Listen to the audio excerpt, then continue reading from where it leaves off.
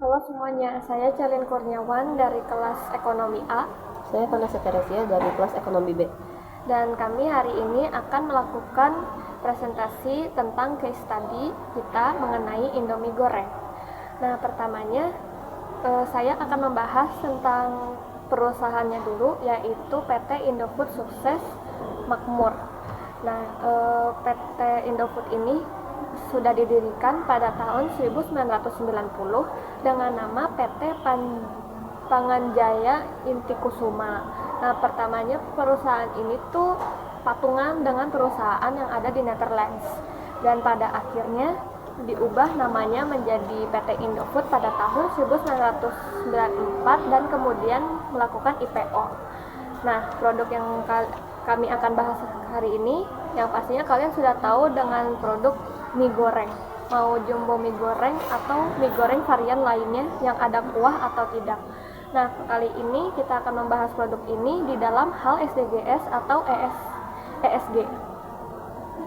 Nah, apa itu SDGs? SDGs itu kepanjangannya Sustainable Development Goals.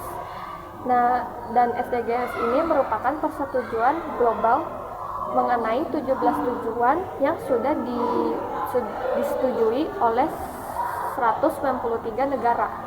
Nah, 17 goals itu termasuk no poverty, zero hunger, good wealth and well-being, quality education, gender equality, clean water and sanitation, affordable and clean energy, decent work and economic growth, industry, innovation and infrastructure, reduce inequalities, sustainable city and communities, responsible consumption and production, climate action, life below water, life on land, peace, justice and strong institution, dan terakhirnya yaitu partnership for the goals.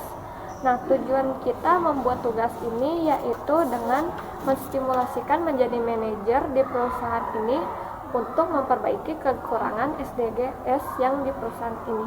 Nah, pertama-tama disclaimer dulu, kita membuat video ini tidak untuk menjelek-jelekan perusahaan ini, melainkan untuk menganalisis saja. Nah, pertamanya saya akan membahas tentang SDGs supported produk ini.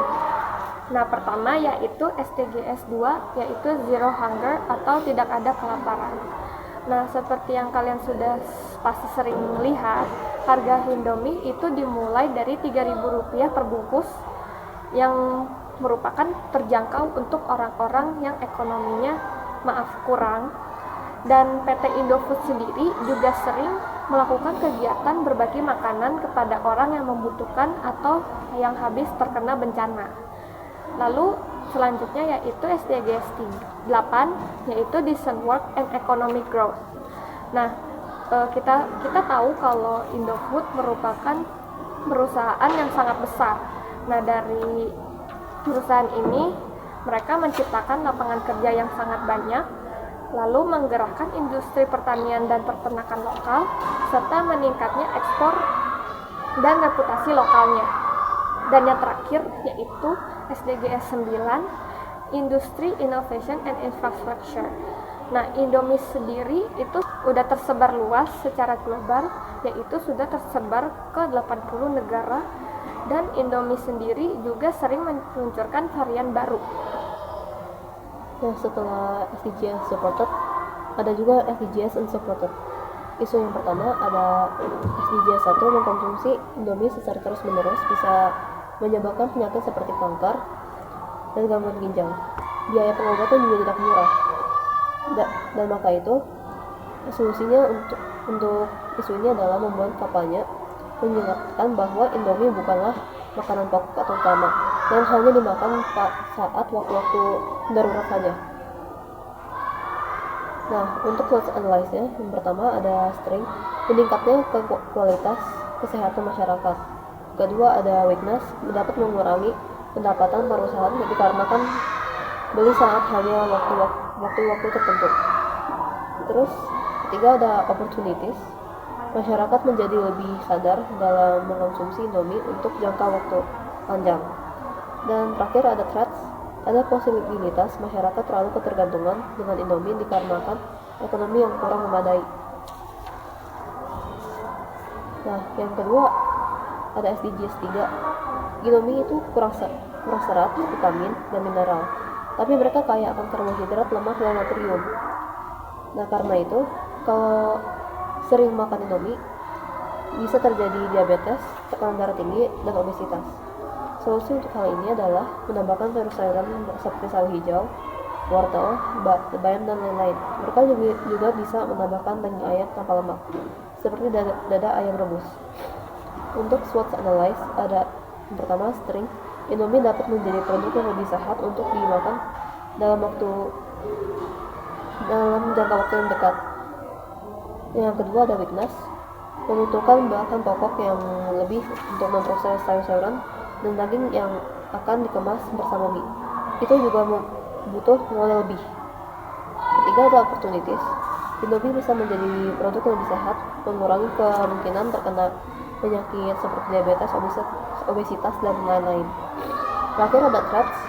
Ada probabilitas konsumen tidak memakai sayur-sayuran dan daging di dalam kemasan dengan alasan tidak mau mengubah rasa. Isu terakhir adalah SDGs 12. Kemasan plastik Indomie umumnya terbuat dari bahan yang non-biodegradable yang sangat tahan lama. Dari hal ini ada akumulasi sampah dan pencemaran lingkungan, dan juga ada mikroplastik. Solusi untuk hal ini adalah mengembangkan kemasan yang lebih ramah lingkungan dan mengelola limbah produksi secara efektif, seperti menggunakan kardus. SWOT analysis-nya adalah string pertama, Indomie bisa menjadi produk yang lebih eco-friendly dengan mengurangi penggunaan plastik yang berlebih-lebihan. Kedua ada weakness, menyesuaikan kardus sebagai bungkusannya, menurunkan kualitas karena kardus juga akan mengambil tempat yang lebih besar. Ketiga ada opportunities, berkurangnya limbah di lingkungan sekitar karena bungkus yang lebih mudah terurai. Yang terakhir ada threats, kualitas bungkus produk ini menurun karena diubah. Sekian dari kami, maafkan kami jika ada kesalahan. Terima kasih.